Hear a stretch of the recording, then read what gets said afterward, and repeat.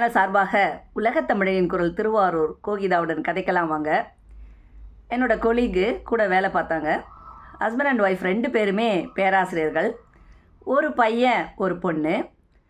திருச்சியில் ஒரு பெரிய ஹாஸ்பிட்டலில் ஐசியூவில் அவரை அட்மிட் பண்ணியிருக்காங்கன்னு எனக்கு ஃபோன் கால் வந்தோன்னே அப்படியே கஷ்டப்பட்டு பயந்து போய் ஓடி போய் பார்த்தா ஐசியூவில் அட்மிட் ஆகியிருக்காரு. அந்த பேராசிரியை 2 பேருமே ரிட்டையர் ஆகிட்டாங்க. அப்படியே வெளியில் உட்காந்து கையை பிடிச்சிட்டு அப்படியே அழுதாங்க. ஏன் மேடம் இப்படி கஷ்டப்படுறீங்க, என்ன பிரச்சனை, ஏன் பையன் பொண்ணு ஏதாவது பிரச்சனையானா? இல்லை மேடம், ஒரு பையன் மேரேஜ் ஆகி ஆஸ்திரேலியாவில் செட்டில் ஆகியிருக்கான், பொண்ணு யூஎஸ்ஏல செட்டில்டு.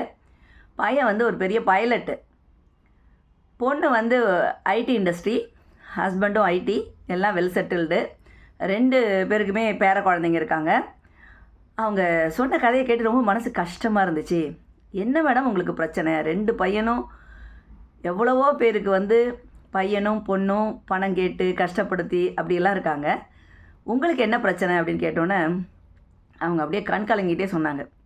இவர் சொன்னாலும் கேட்கவே மாட்டேங்கிறார் மேடம். ஆரம்ப காலகட்டத்திலேருந்தே சரியாக சாப்பிட்டது கிடையாது, எங்கேயும் போய் சுற்றி பார்த்தது கிடையாது, நல்ல ஒரு ட்ரெஸ் கூட வாங்கி போட மாட்டார். ஆனால் எங்கேயாவது நிலம் கிடச்சிச்சின்னா, இடம் கிடச்சிச்சின்னா அதை உடனே வாங்கி போட்டுருவார். இப்படி பார்த்தீங்கன்னா எல்லா ஊர்லேயும் இடமா வாங்கி போட்டிருக்காரு. இப்போ பையன் என்ன சொல்கிறான், எனக்கு இனிமேல் எதுவுமே வேண்டாம், நான் நல்லா சம்பாதிக்கிறேன், நீங்கள் எல்லாத்தையும் வச்சு அனுபவிச்சுட்டு போங்க அப்படிங்கிறான். பொண்ணு என்ன சொல்கிறான்னா, நான் இங்கேயே வீடு வாங்கிட்டேன் அப்பா, எனக்கு உங்கள் சொத்தோ பணமோ எதுவுமே வேணாம், நீங்கள் முழு சுதந்திரத்தோடு அதெல்லாம் விற்று செஞ்சீங்கிறாங்க. ஆனால் இவர் ஒன்றையும் பார்த்து வாங்கி போட்டார்ல, அது எல்லாமே இப்போ நிறைய விலைக்கு போகுது. ஆனால் இவரால் இப்போ மெயின்டைன் பண்ண முடியல, வாடகை வாங்கிறதுக்கு முடியல, அங்கங்கே போய் அந்த இடத்துல இருக்கிற இடங்களெல்லாம் பார்க்குறதுக்கு முடியல, விலைக்கு விற்கலான்னா அது சரியான விலைக்கு வரலையேன்னு வருத்தப்படுறாரு.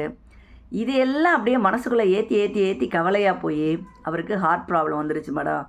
நீங்கள் தான் அவர்கிட்ட கொஞ்சம் பேசணுன்னாங்க. இல்லை, இப்போ ஐசியூவில் இருக்கும்போது எதுவும் பேசக்கூடாது அப்படி சொல்லிவிட்டு ஸ்டண்டு வச்சுட்டு வீட்டுக்கு வந்துட்டார். ஒரு மாதம் 2 மாதம் ஆச்சு. அப்புறம் ஒரு நாள் போய் வீட்டுக்கு போனோடனே வாசலில் அது அந்த வீடு ரொம்ப நல்லா இருக்கும். வெளியில் ஒரு போர்ட்டிகோ இருக்கும். போர்ட்டிகோவில் 2 பக்கமும் மரம் வச்சுருப்பாங்க. கேட்டு கிட்டத்தட்ட ஒரு 10-20 அடி தள்ளி தான் கேட்டு இருக்கும். அந்த போர்ட்டிகோவில் அவர் ஒரு சேரை போட்டு உட்காந்துருந்தார். மேடம் அந்த நில படின்னு சொல்லுவோம் இல்லையா, அந்த படியில், அந்த போர்ட்டிகோட படியில் உட்காந்துருந்தாங்க. நான் பேசணுன்னு அவர் என்ன சொல்கிறாரு, நான் எவ்வளோ கஷ்டப்பட்டு எல்லா சொத்தையும் சம்பாரித்தேன், அதை கூட பார்க்க மாட்டேங்கிறாங்க, எனக்கு என்ன பண்ணுறதுனே தெரில, அதை விற்கிறதுக்கும் மனசு வர மாட்டேங்குது, போய் பார்க்குறதுக்கு எனக்கு இந்த வயசில் முடியல, இது எனக்கு தேவையா அப்படின்னாரு. அப்போ நான் சொன்னேன், எத்தனையோ பேருக்கு பையனும் பொண்ணும் சொத்தை விற்று கொடுங்க, எனக்கு எல்லா பணத்தையும் கொடுங்க, அதை கொடுங்க, இதை கொடுங்க அப்படின்னு குடிச்சிட்டு வந்த பசங்களும் இருக்காங்க, கல்யாணம் பண்ணிவிட்டு குடும்பப்படுத்துகிற மருமகனும் இருக்காங்க. அதெல்லாம் இல்லாமல் உங்களுடைய மகனும் சரி மகளும் சரி உங்கள்கிட்ட எதையுமே எதிர்பார்க்கலை. பணங்கிறது ஒன்றும் பெரிய விஷயமே இல்லை. அவங்க 2 பேருக்கும் நல்ல கணவன் கிடச்சி, நல்ல குடும்பம் கிடச்சி, நல்ல பேர பிள்ளைங்களோட சந்தோஷமாக இருக்கிறாங்க. அதனால் நீங்களும் இவ்வளோ ரிட்டையர் ஆகி இந்த வயசுக்கு மேலே இந்த சொத்தை வாங்கணும், அந்த சொத்தை வாங்கணும், இதை பார்க்கணும், அதை பார்க்கணும்னு நினைக்காதீங்க. வாழ்க்கையை ரிலாக்ஸ்டாக வாழுங்க. எவ்வளோ தான் சொத்து இருந்தாலும் சந்தோஷங்கிறது மனசு சார்ந்த விஷயம். 5 அடி நிலம் கூட யாரோ ஒரு நிலத்தில் தான் நம்மளை புதைக்க முடியுமே தவிர நம்ம வீட்டு நிலத்தில் நம்மளை புதைக்க முடியாது. ரொம்ப நேரம் பேசின பிறகு அவருக்கு கொஞ்சம் மனசு ஆறுதலாக இருந்துச்சு. அதோட திரும்பி வந்துட்டேன். அப்போ தான் எனக்கு தோணுச்சு, இந்த திருவாரூரில் உள்ள அத்தனை ஏரியாவையும் வாங்கியாச்சு, என்ன பிரயோஜனம்? சென்னையில் உள்ள கண்ணு கட்டின தூரம் வரைக்கும் என்னோடய நிலம் தான், என்ன பிரயோஜனம்? ஒன்றும் பிரயோஜனமே இல்லைங்க. வாழ்க்கைங்கிறது எவ்வளவு நம்ம சந்தோஷமாக அனுபவிக்கிறோமோ, எவ்வளவு நமக்கு போதுங்கிற மனசு இருக்கோ அவ்வளோதான். நமக்கு இருக்கிறதுக்கு ஒரு வீடு வேணும், அதுக்காக சொத்து வாங்கக்கூடாதா, இடம் வாங்கக்கூடாதா அப்படின்னு நீங்கள் கேட்டிங்கன்னா வாங்கலாம். ஏன்னா நாளைக்கு அது ஒரு இன்வெஸ்ட்மெண்ட்டாக இருக்கும். நாளைக்கு அது ஒரு ஏரி நல்ல விலையில் இருக்கும் பொழுது அது நம்ம கஷ்டப்படக்குள்ள அது ஒரு உதவி ஒரு பொருளாக இருக்கணுமே தவிர அதுக்கு போய் உயிர் கொடுத்து ஒரு பையனையும் பொண்ணையும் ஒரு இடத்தோட தயவு செஞ்சு ஒப்பிடாதீங்க. இடங்கிறது ஒரு உயிரற்ற பொருள். அது இன்றைக்கி நம்மக்கிட்ட இருக்கலாம், நாளைக்கு இன்னொருத்தவங்கள்ட்டலாம் நம்மள்ட்ட இல்லாமலே இருக்கலாம். நமக்கு ஒரு வீடு இருந்தால் போதும், அதில் தான் நம்மளால் இருக்க முடியும்.